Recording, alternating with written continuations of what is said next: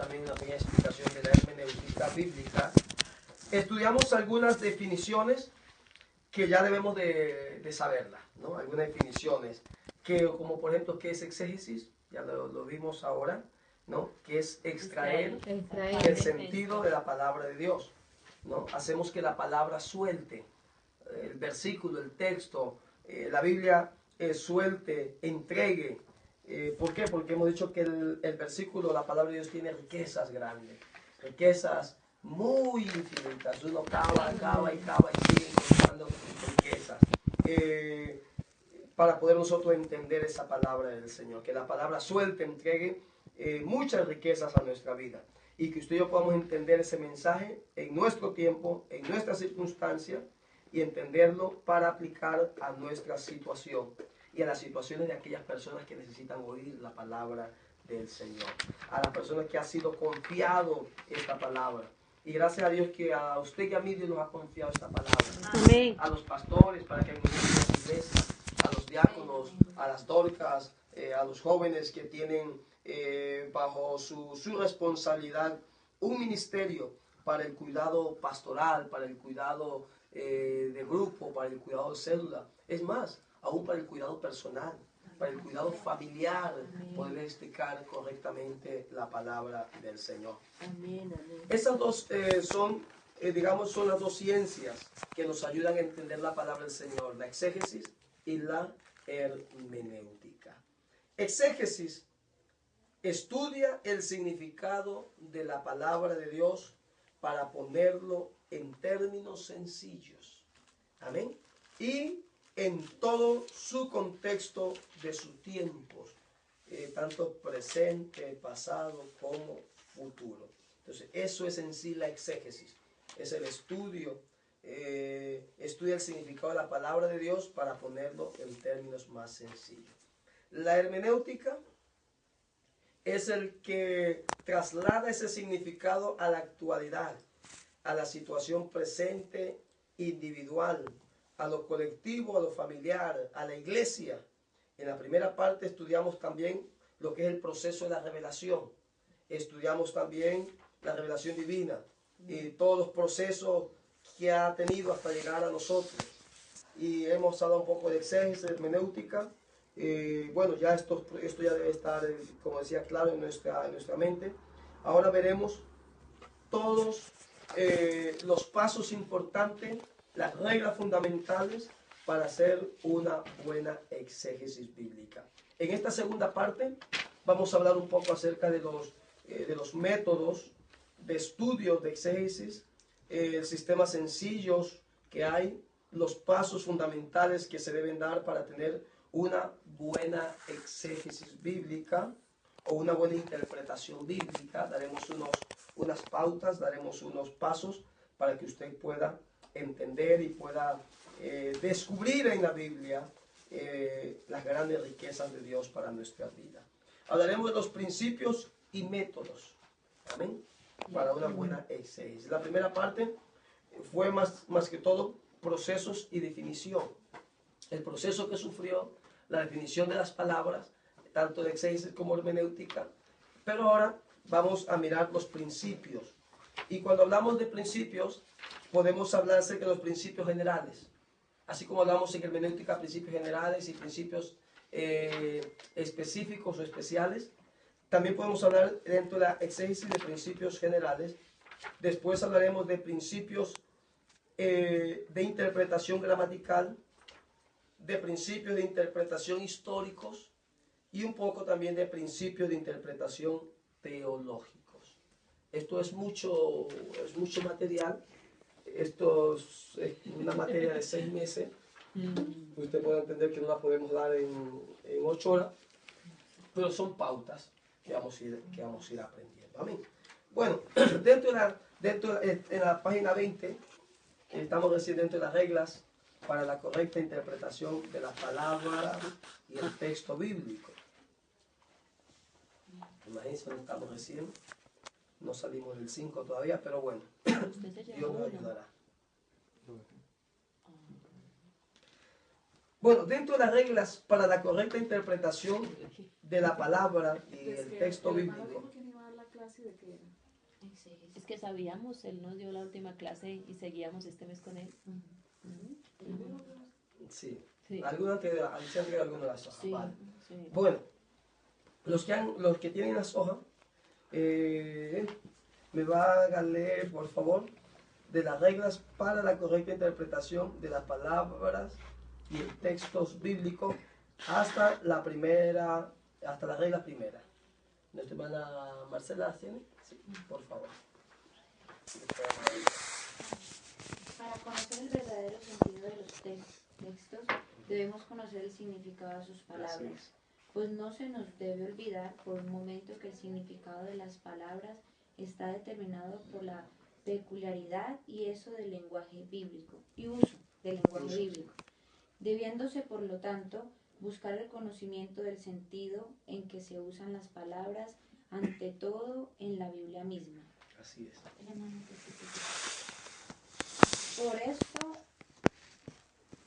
Por esto que se debe recurrir a las siguientes reglas para conseguir el sentido exacto del escritor inspirado, o mejor del mismo Espíritu Santo. Regla. La regla. ¿La regla? Sí. ¿Cuál regla, mamá? Regla primera. Regla primera. Tomar en cuanto sea posible, regla primera, Sí. tomar en cuanto sea posible las palabras en su sentido usual y ordinario. Esta regla es sencilla, pero muy importante, ya que al ignorarla o violarla, se corre el peligro de dar a las palabras el sentido caprichoso del intérprete. Eisegesis. Debemos tener muy en cuenta que el sentido usual, ordinario y lógico no equivale siempre al sentido literal o al pie de la letra. Ejemplo, Lucas 14:26. Si se toma al pie de la letra, constituye una contradicción al precepto de amar, aún a los enemigos, pero acordándonos del hebraísmo por el cual se expresan a veces las comparaciones y preferencias ante dos personas o cosas, con palabras tan enérgicas como amar y aborrecer. Ya no solo desaparece la contradicción, sino que comprendemos el verdadero sentido del texto, sentido que encontramos sin hebraísmo en Mateo 10:37. Amén. Bueno, entonces esa es la primera regla que encontramos, que dice que debemos tomar en cuenta, en cuanto sea posible, las palabras en su sentido usual y ordinario. Porque, claro, la Biblia nos manda a amar al prójimo, pero sin embargo aquí en Lucas 14 dice, el que no aborrece. Entonces, eso debemos de, y todavía dice que no aborrece a padre y a madre, no es digno de mí. Entonces, eso es lo que debemos nosotros de entender, las palabras que están escritas en la Biblia. Dice Lucas capítulo 14, verso 26, si alguno viene a mí y no aborrece a su padre y madre y mujer e hijos y hermanos y hermanas y aún también su propia vida, no puede ser mi discípulo. Y dice, hermano, pero ¿cómo pudiese eso la Biblia? Que debemos de aborrecerlos. Pues la Biblia se interpreta por ella misma, debemos de mirar. Una cosa es aborrecer y otra cosa es menospreciar. Amén. La Biblia dice que al diablo no debemos de aborrecerlo, debemos de menospreciarlo. Amén. Y de resistir. Una cosa es aborrecer y otra cosa es menospreciar. Entonces, cuando hacemos esa diferencia, estamos haciendo una exégesis. Estamos estudiando. En el libro de Mateo 10:37 dice, el que ama a padre o madre más que a mí, no es digno de mí. Y el que ama a hijo o a hija más que a mí, no es digno de mí. ¿Por qué? No dice que no debe de amarlo. Él dice el que ama más al padre, dice el que ama más a la madre, no es digno de mí. Porque la Biblia dice que amarás al Señor con todo tu corazón, con toda tu mente, con toda tu alma, con todas tus fuerzas, y solamente a Él le servirás. No dice que no lo debes de amar, dice que no lo podemos amar más que a Dios. Más que a Dios. ¿No? Dice acá ¿Te amo más que mi vida? Puede ser, pero más que a Dios no. Porque, hermano, es que Dios es el que nos da y nos enseña a amar. Él es el verdadero amor. Y cuando la Biblia dice que menospreciemos, no es como dice que aborrezcamos. La Biblia dice que al pecado debemos de aborrecerlo. No dice que hay que menospreciarlo. La gente solamente a veces lo menosprecia. Y por eso es que después vuelve a caer el mismo error. Pero ¿a usted aborrece? Nunca más. Aborrecer es menos. O menospreciar es más que aborrecer. Entonces por eso la Biblia no se equivoca cuando dice el que aborrezca, ¿no?, a su padre y a su madre. El que no aborreciera a su padre y a su madre no es digno de mí. Acuérdense de aquel muchacho que el Señor Jesús le dijo, ven y sígueme. Y él dijo, Señor, déjame primero enterrar a mi padre. Y dice, ¿cómo que primero? ¿Ah? Porque la Biblia dice que primero es Dios. Amén. Buscar primeramente el reino y su justicia. Y lo demás viene por añadidura. Amén. Primero es Dios. Yo creo que es los dominicanos o costarricenses que dicen primero Dios, o los nicaragüenses dicen primero Dios, dicen ellas, primero Dios. Entonces la Biblia dice que el que no aborrece, ¿sí?, no el que menosprecia. Entonces eso hay que entenderlo. Por eso esta primera parte dice que hay que mirar el sentido usual y ordinario. No se escribió en español. La Biblia ha venido trayendo los cambios, pero en esos cambios hay palabras que ellos dicen, pues esta palabra en hebrea, en español más o menos es como aborrecer. Pues pongámosle aborrecer. Por eso es que ahora salen estas versiones del lenguaje moderno y que dicen que es más fácil Sí. de entender. Sí, Pero están exactamente. aprobadas, hermano. Perdón. Están aprobadas. Sí, ya ahora les voy a poner un ejemplo que usted lo va a entender mejor en cuanto a esto de estudiar, ¿no? La Biblia, la regla fundamental de la exégesis bíblica, la correcta forma de entender la palabra del Señor. Entonces, cuando nosotros leemos estos versículos, el sentido usual, ordinario y lógico no equivale siempre al sentido literal. Lo que pasa es que a veces la gente los coge por una forma literal. Hay que aborrecer. No, a ver, entendamos que fue escrita en otro lenguaje. Y ahora debemos de comprenderla en el lenguaje que está hoy escrita, la palabra del Señor, en el español que ha sido traducida, ¿no?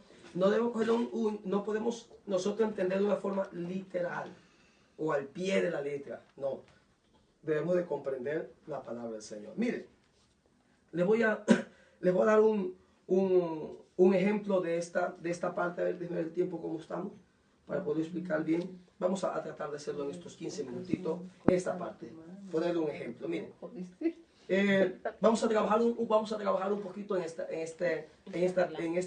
primera regla. El estudio de la interpretación de las Escrituras, bajo la suposición de que la Biblia tiene autoridad. Esta palabra que es autoritativa en nuestra vida, en el buen sentido de la palabra.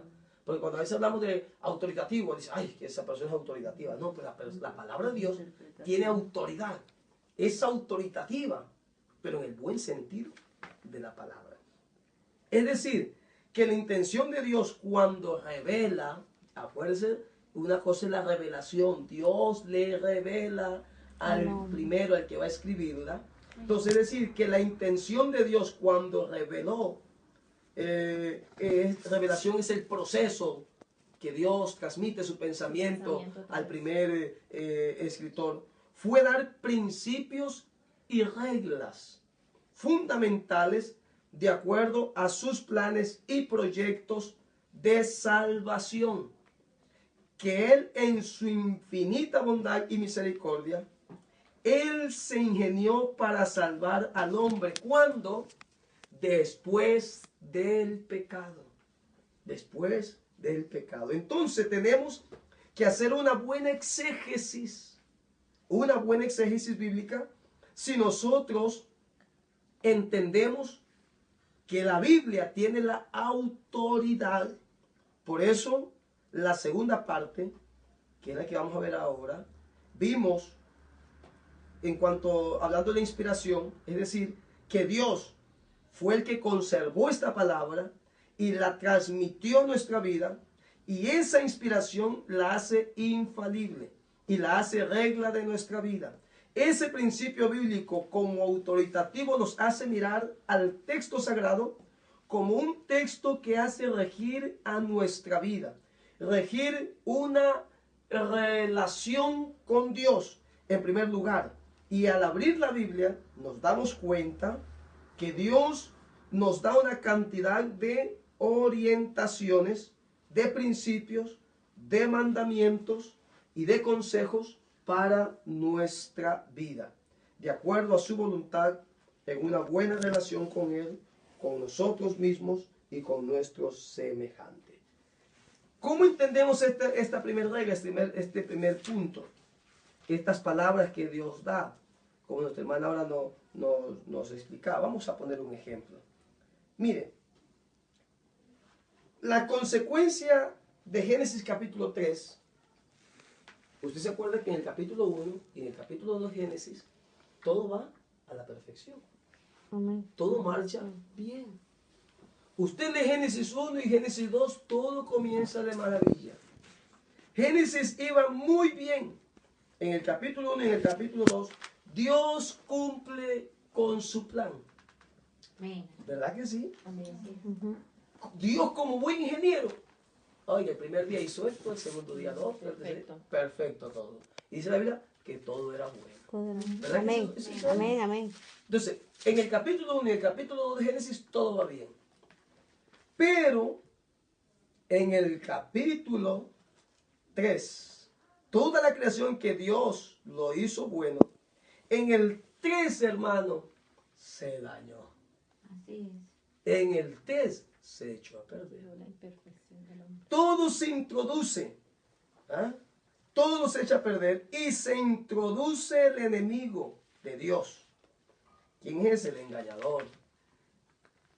Y ese engañador introduce el pecado, y ese pecado es la contradicción a la voluntad de Dios. Mire cómo se va dañando la voluntad de Dios. Se introduce el pecado y se va dañando la voluntad de Dios en el hombre.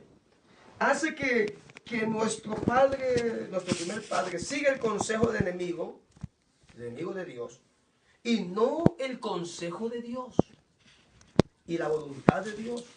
En otras palabras, se echa a perder todo. Se daña la relación primero entre el hombre y Dios. Se dañó la relación que había. Pero no solamente se daña la relación entre el hombre y Dios, sino que pasa más allá. Dice la Biblia que la relación que había entre Dios y el hombre, o entre el hombre y Dios, era tan buena que juntos paseaban por el paraíso, juntos paseaban por el huerto, juntos pasaban, y dice la Biblia, y Dios con ellos, dice la palabra del Señor. Pero cuando cometen el pecado, ay, hermano, se dejan engañar del enemigo, se esconden de Dios. En otras palabras, se daña la relación con Dios. Pero no solamente eso, se daña también la relación entre ellos. Porque Caín mata a su hermano Abel. Miren cómo van las cosas. Y no solamente se daña la relación entre ellos, por eso se acusan mutuamente. Se daña la relación, se rechazan mutuamente. Oiga, todo se daña. Las relaciones sociales se dañan. Las relaciones horizontales y verticales con Dios también se rompen. Pero no solamente se dañan las relaciones entre ellos, sino de ellos consigo mismo. Amén. Aún de ellos consigo mismo. Se descubren que están desnudos. ¿Ah? ¿Sí se acuerdan, no? Amén. Y no aceptan su cuerpo. ¿Y dónde dice eso? La Biblia dice que trataban de cubrirse. Amén. No acepta. Y hoy pasa lo mismo. La gente no se acepta su cuerpo. Así es. No aceptan su cuerpo. Se ponen hojas, se tapan, se esconden. Entonces, desde ese mismo momento, cuando el Señor los expulsó del paraíso, coincidió un plan de regeneración. Un plan de rescate, como hoy en día se habla mucho de rescate, el plan de rescate, ¿no? Un plan de salvación que iba a durar siglos y del cual la figura principal de ese plan sería el Mesías. ¿Sería quién? Jesucristo mismo. Que se encarnó, que se hizo hombre para volver a organizar la creación de Dios dañada por Satanás. Entonces, la relación del hombre con Dios que se había dañado, a eso vino Jesucristo, nuevamente a reconstruir esa relación. Dice que Él es el intercesor, el intermediario entre Dios y los hombres. Él vino nuevamente a traer la paz entre Dios y los hombres, la relación del hombre con Dios. En otras palabras, también vino a traer la buena relación consigo mismo y con los demás, que es con el prójimo. Y ese es todo el mensaje de Jesucristo, fundamentalmente en el Nuevo Testamento y de la palabra de Dios. Trae ese mensaje, pero la única manera de comprenderlo es si nosotros pensamos que Dios lo que quiso hacer y que lo que Él quiso hacer con el hombre, y que la palabra revelada de Dios se expresa su voluntad, y por eso decimos que la palabra de Dios es autoritativa, tiene autoridad, tiene poder, pero debemos de entender la palabra del Señor. ¿Cómo la comprendemos? Dándole el significado correspondiente, el buen significado a la palabra del Señor, creyendo en esa palabra, viviendo esa palabra. Y cuando nosotros vemos esa palabra de Dios, hermano, la comprendemos. ¿Dónde vemos el libro de Génesis? Capítulo 3, reflejado de que eso que se dañó, Dios quiso restaurarlo, Dios, y hasta el día de hoy está restaurando la vida de los hombres. ¿Dónde lo vemos eso? ¿Cómo lo estudiamos exegéticamente eso? Pues mire, en la segunda parte, en la segunda regla, nos orienta, nos explica de cómo nosotros podemos mirar, de cómo nosotros podemos observar claramente esa palabra del Señor. Cómo Dios tiene un proyecto para Génesis capítulo 3, cómo tiene el Señor un proyecto para poder restaurar, para poder, digamos, reconstruir eso que Él hizo, pero que el enemigo lo echó a perder. Bueno, eso lo vamos a ver, para no dejarlo a media, lo vamos a ver ahora que entremos en la segunda regla, lo vamos a mirar. Amén. Entonces, en el capítulo, en la primera regla vemos los significados de las palabras. Podemos mirar, como les decíamos ahora, el proyecto que tenía Dios para con el hombre, pero cómo en el capítulo 3 de Génesis se echa a perder el enemigo, cómo lo echa a perder. Pero ya vamos a ver cómo Dios tiene un proyecto, cómo Dios tiene un plan, y lo pone en ejecución. Eso es hacer una exégesis de la palabra del Señor. Una exégesis de lo que Dios ha hecho y está haciendo en la vida del hombre. Génesis 3, se perdió todo. Pero hay un estudio que se llama la exégesis, que nos indica, nos enseña cómo Dios está trabajando, cómo Dios sigue trabajando y cuál va a ser el resultado de ese trabajo, de eso que se había perdido, cómo Él lo va a recuperar. Amén. Y será mejor que lo primero. Amén. Siempre las cosas segundas son mejores que las primeras. Amén. El primer Adán nos trajo problemas, el segundo Adán nos trajo la bendición. Amén. El primer hombre de pecado, el segundo Amén. una nueva criatura Amén. en Amén. Dios. Y debemos de entender, como decía la hermana, las palabras cada día vamos entendiéndolas mejor. La Biblia dice que el que está en Cristo, nueva criatura. criatura Amén. es. Eso dice la Biblia, ¿verdad? Pero ya la nueva versión ya no dice nueva criatura es, sino que dice nueva creación es. Es más importante, Amén. porque realmente somos una Volvemos nueva a una creación. creación. Amén. Lo vamos entendiendo, ¿verdad? Eso es lo de Génesis 3. Ya lo vamos a ver, solo una pequeña pauta para que volvamos por la comida con el deseo de Estamos sacando gusto. ver esto. Dice, nueva creación es. Porque las cosas viejas pasaron. Pasaron. Dice la Biblia, y aquí todas son hechas Nueva. Nueva. Amén. Y para Nuevas. estudiar y hacer esto, a veces es bueno uno usar esas versiones, ¿cierto, Sí, hermano? Sí, sí, Esto, tomar de pronto una noción. antigua y coger la versión Exactamente. Eso moderna. les iba a decir, yo cuando estoy bosquejando Sí. un mensaje que me toca dar, yo me baso también, aparte, me gusta usar mucho la Thompson, porque tiene una amplitud de Hay que saberlo explicación de usar. cada versículo, Sí. sí, pero yo me baso en la mía, me baso en el diccionario y en la traducción actual, porque trae palabras que Sí. comprende uno mejor.